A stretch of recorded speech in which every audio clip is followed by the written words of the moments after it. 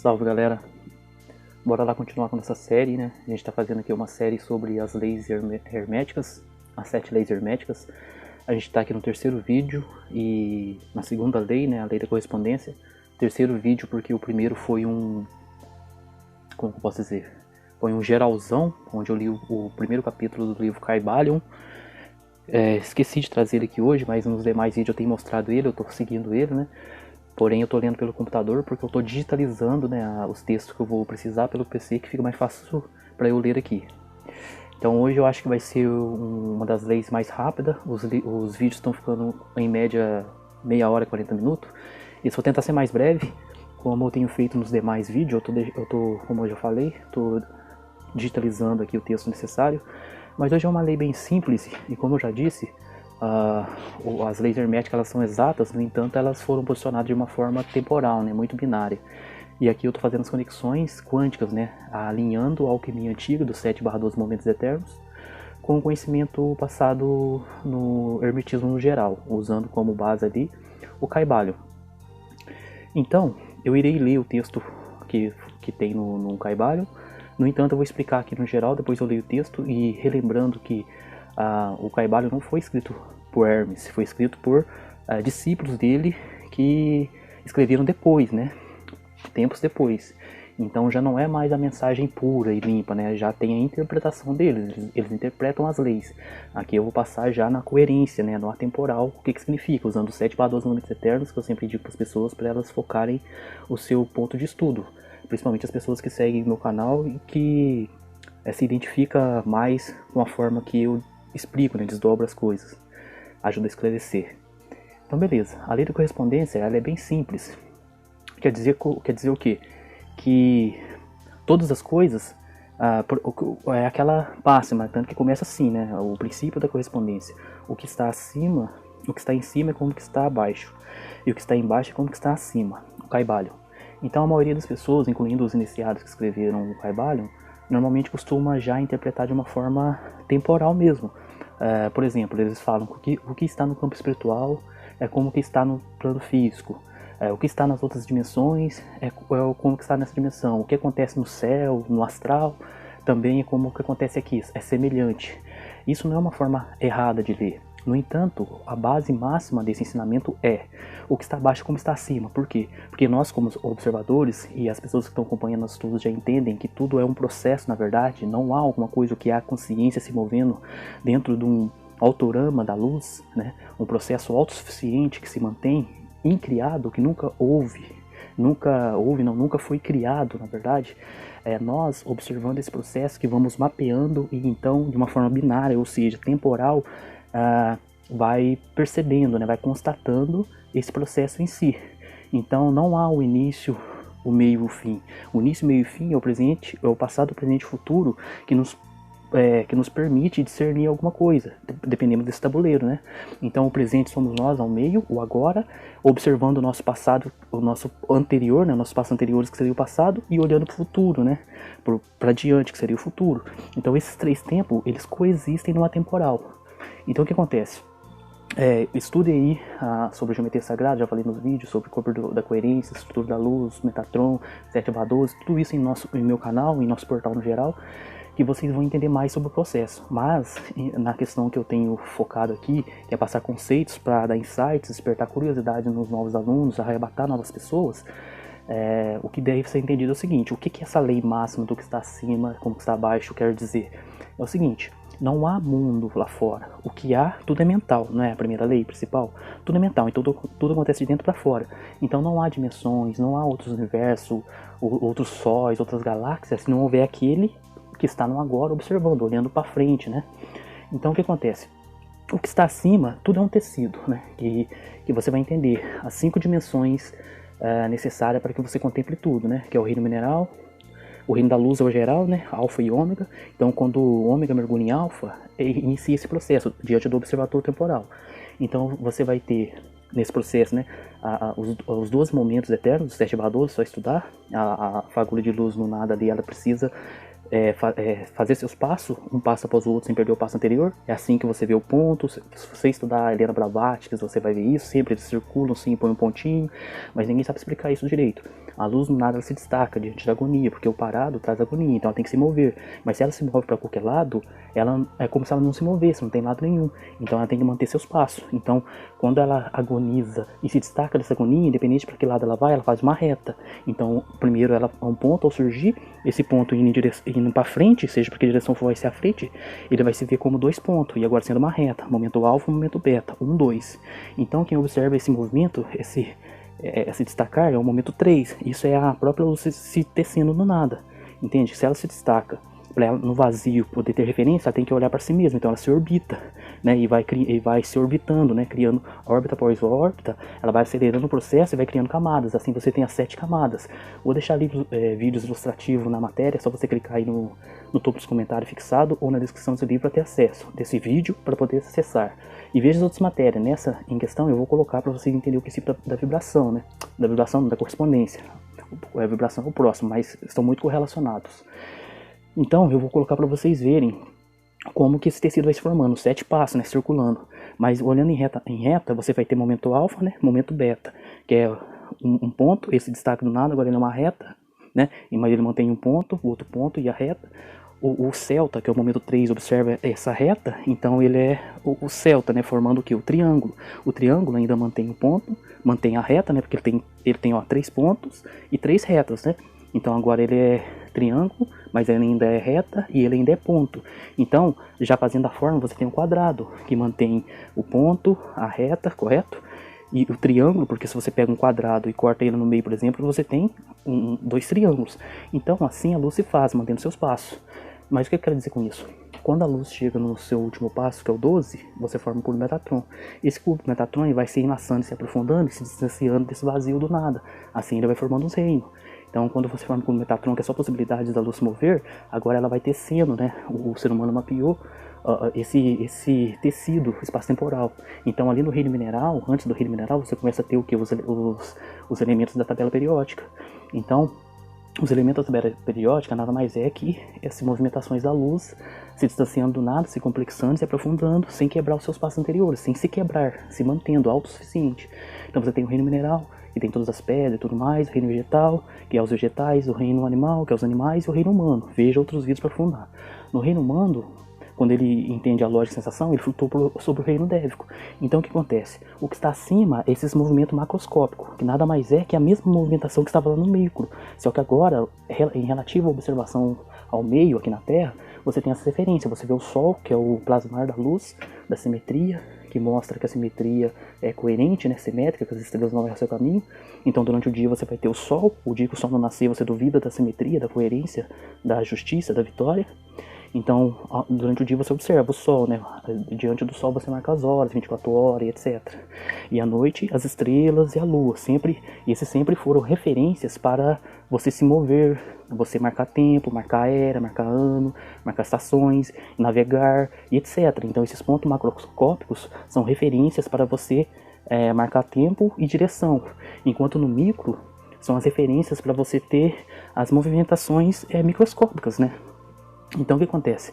O que está acima e como que está abaixo é porque os movimentos que você vai encontrar no microcosmo é exatamente similar, muito parecido com o macrocosmo. Essas são as referências máximas para qualquer ser vivente, qualquer ser que tem lógica e sensação, poder discernir uma realidade, seja ela onde for, entende?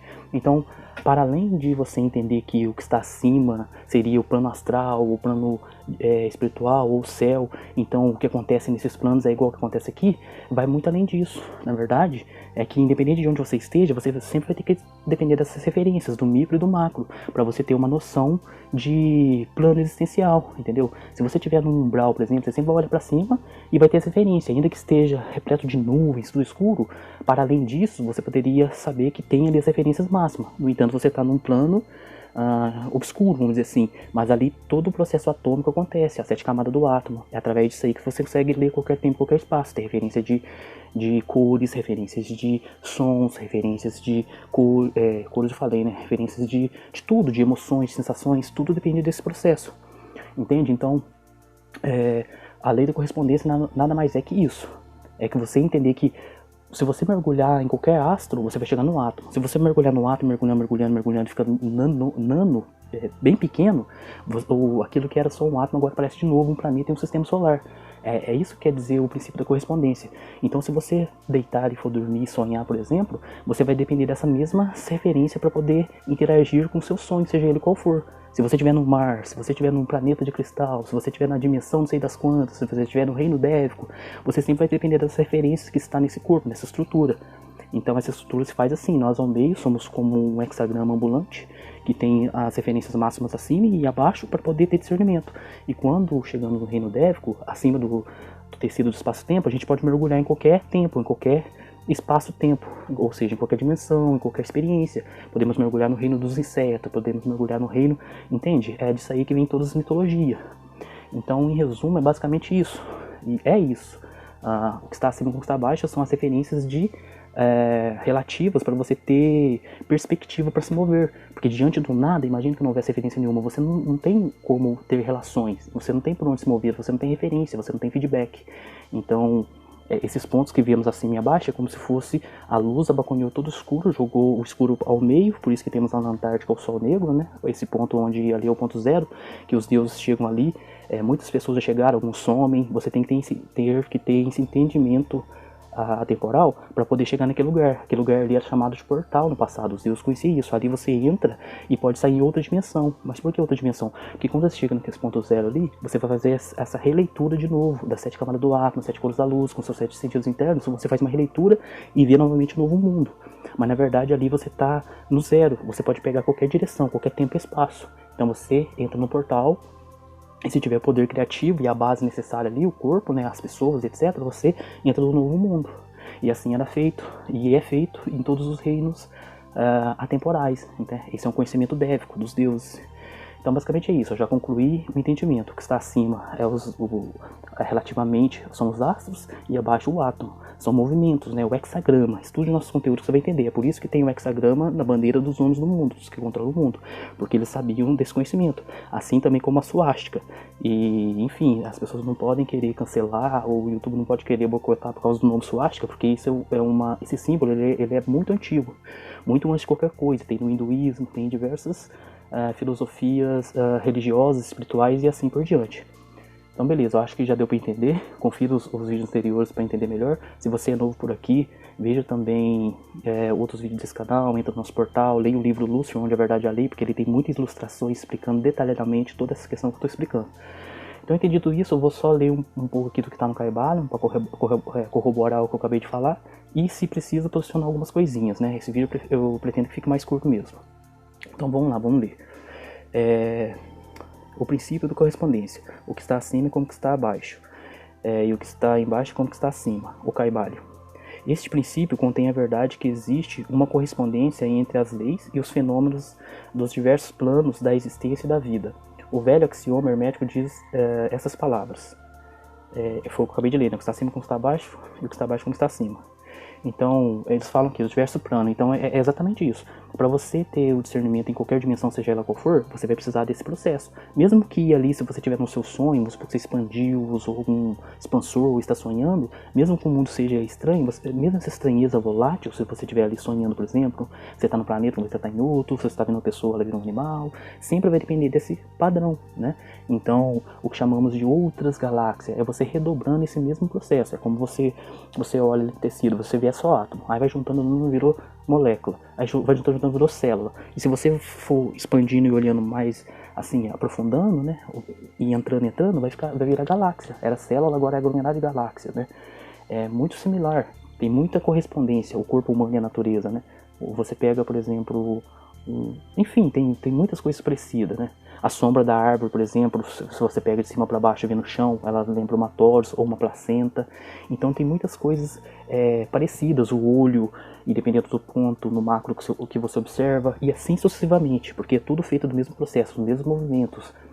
E, enfim, eu acho que está bem claro isso, né? Não tem muito o que dizer, é só você entender que os mesmos ciclos de movimento abaixo e o ciclo de movimento acima te dá referência de tempo, espaço e de distância. Mas se você expandir, isso fica relativo. Você pode olhar para uma estrela e trazer ela para próximo de ti.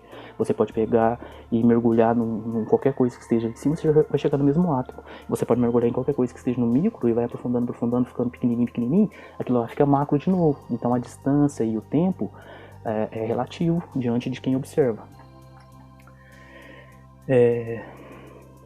O antigo... cadê? Manifestação, universal, diversos planos, já li. Os antigos hermetistas consideravam este princípio como um dos mais importantes instrumentos mentais, por meio dos quais o homem pode ver além dos obstáculos que encobrem a vista ou desconhecido. Exatamente por isso. Porque se você nunca teve uma experiência, por exemplo, por que eu gosto de falar do plano espiritual? Porque se você nunca teve uma experiência prática com o plano espiritual, é só você basear nessas relações, né, nessas perspectivas, que vai ser semelhante.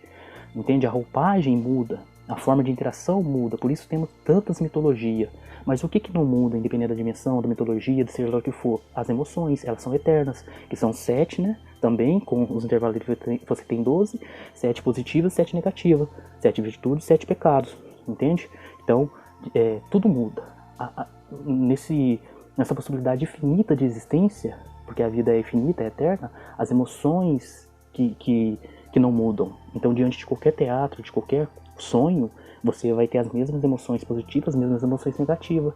E lidar com esses teatros diversos, essas roupagens diversas, é o que mantém a vida, que mantém o movimento. E lidar com essas emoções diante desses teatros é o que nos faz vivo.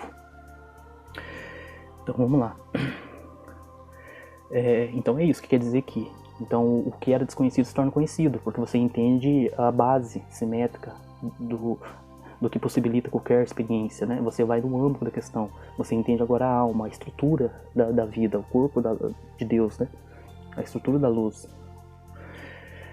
O seu uso constante rasgava aos poucos o véu de Ísis, em um vislumbre da face da deusa podia ser percebido. Esse negócio da Ísis é bem complicado, a Helena Blavatsky tem vários volumes da Ísis sem véu e tudo mais, mas em resumo, só quer dizer que tipo, quando você tira o véu de Ísis, é como você entender que tudo é um holograma, né? Tudo são possibilidades. Mas como eles não entendem isso no âmago da questão, eles falam que tirar o véu de Ísis é você começar a enxergar o mundo astral, entendeu? Que nada mais é que as outras possibilidades. E quando desdobramos no Dévico, isso aí fica muito evidente. A gente volta a interagir com os elementais, com a força da natureza, já falei em outros vídeos.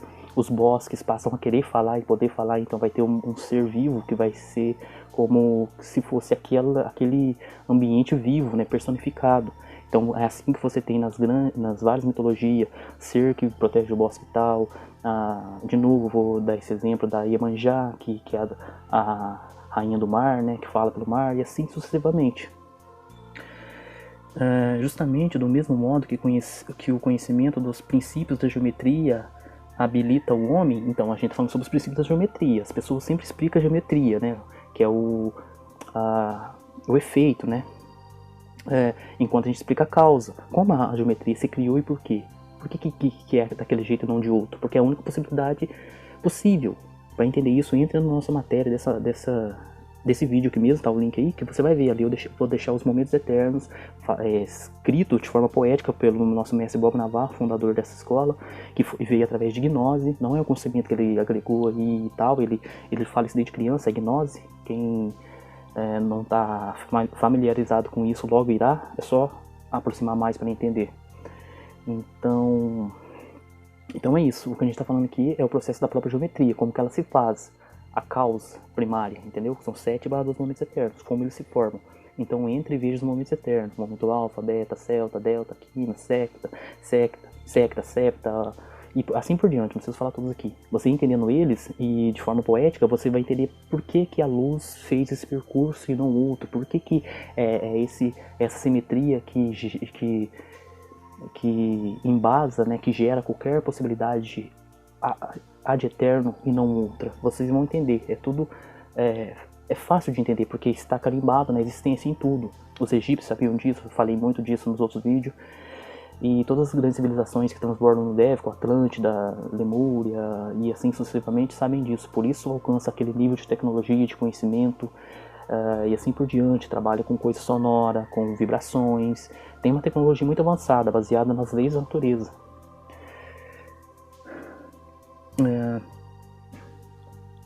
Vamos também...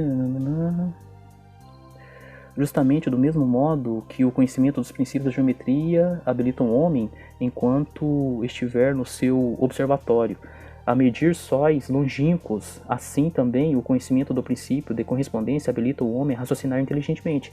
Então, você consegue, tudo que você vai observar longe são redobra desse mesmo tecido, entende? Porque se você sair para fora e olhar para o céu de dia, você vai ver o sol, ou nuvem, etc. À noite você vai ver a lua e as estrelas, entende? Quando você pega um microscópio